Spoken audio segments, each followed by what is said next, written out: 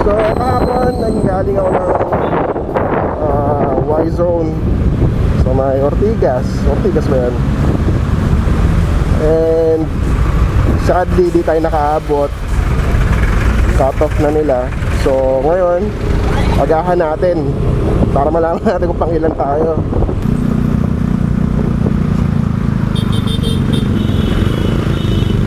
Yan ang problema pag wala kang side mirror. Ligo ka na lang naman, ligo.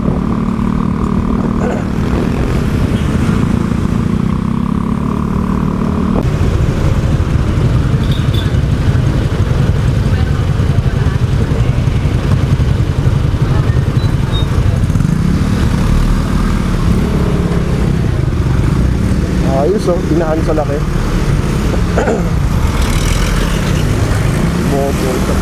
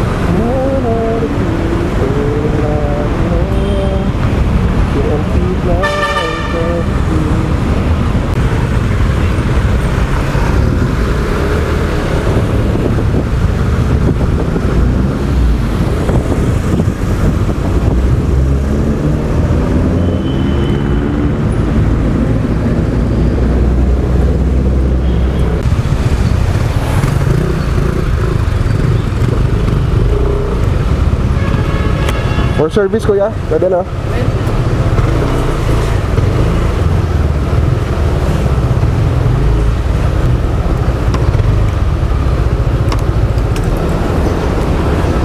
Yeah, thank you ah.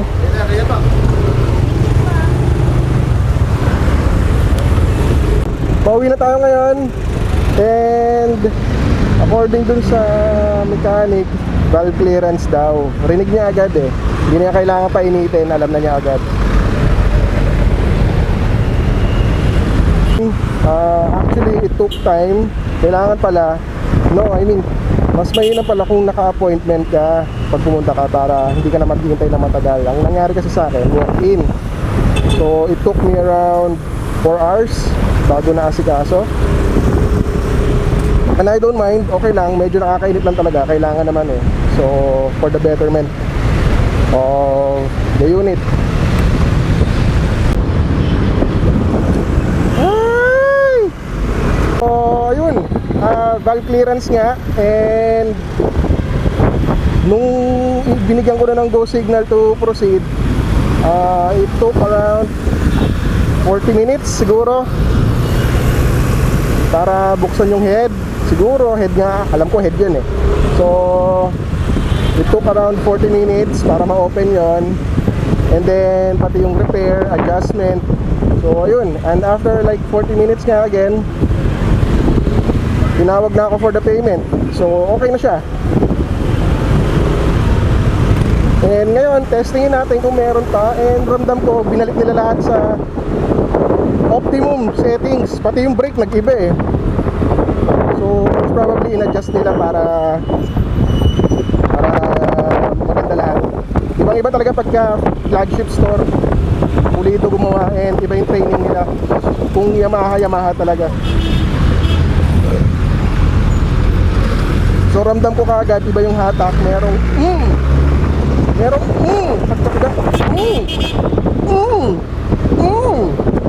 pag pumiga pa. Ibig sabihin, na-resolve yung problema. So, and also, after a year, nakuha ko na rin yung Yamaha card ba tawag doon. So, member na ako ng Yamaha. Hindi ako nakapag-video vlog kasi naubos ko yung battery ng phone ko kaka Facebook, kaka YouTube, kakapanood kung ano-anong alam nyo na kung ano. Hats off dun sa Yamaha mechanic na gumawa. And I think pare-pareho naman sila ng level of expertise. So walang problema kahit sino gumawa sa kanila. Nung dinala ko siya dun sa Yamaha na motor trade, pinofera naman ako ng ano eh. Ay, wala namang problema sa akin eh, as long na ikagaganda ng motor ko eh, or I mean ikababalik ng settings niya para maging, alam mo yun, malinis yung gawa, para malinis yung takbo, I mean. So inopera na ako ng FI cleaning. I don't know kung talagang alam niya yung ginagawa niya, pero for me, as far as I know, FI cleaning is around 10 kilometers. 10 kilometers nga ata or more. So sa akin, wala pa 7,000, and I don't mind kung nagpalinis na ako. Dadating naman sa point talaga na mag-FI cleaning talaga. So kung meron man kayong hindi magandang naririnig or medyo kakaiba na hindi normal, patingin nyo na sa sa mekaniko, or mas mainam sa Yamaha mismo kung Yamaha yung motor nyo. Pang bike.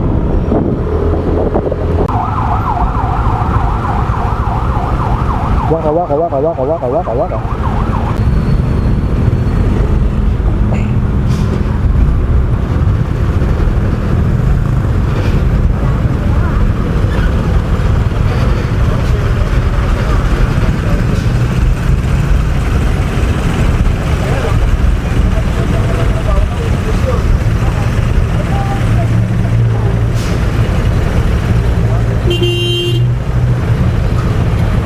Paduan ng truck talaga. Dikit na yung side mirror nung diniretso pa niya.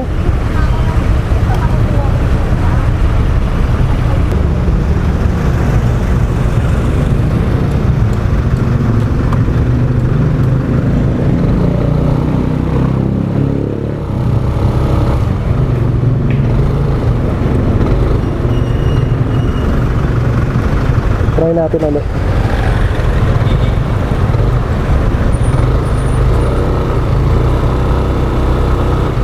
Wala.